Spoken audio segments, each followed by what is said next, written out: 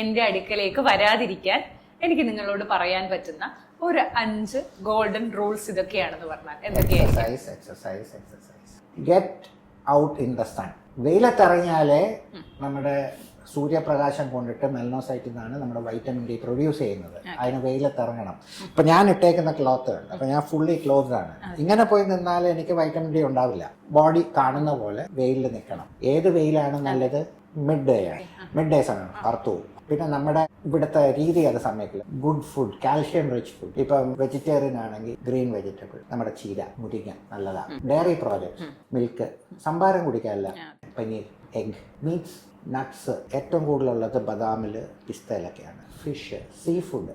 See ഫുഡിനകത്തെല്ലാം നല്ല calcium source ആണ്. പിന്നെ ധാന്യങ്ങളിൽ probably ragi, millet calcium source ആണ്. എല്ലാ ദിവസവും റാഗി മില്ലറ്റും വെച്ച് ജീവിക്കണമെന്ന് ഞാൻ പറയൂല. പക്ഷെ ഇടയ്ക്കൂടെ വല്ലപ്പോഴും റാഗി പുട്ടുണ്ടാക്കി കഴിച്ചാൽ ആയി. കുറച്ച് വെജിറ്റേറിയൻ ഫുഡ് കഴിച്ചാൽ ആയി. ഇതുപോലെ ചീര, മുരിങ്ങയില, മുരിങ്ങ അതൊക്കെ കഴിച്ചാൽ കാൽഷ്യം വരും.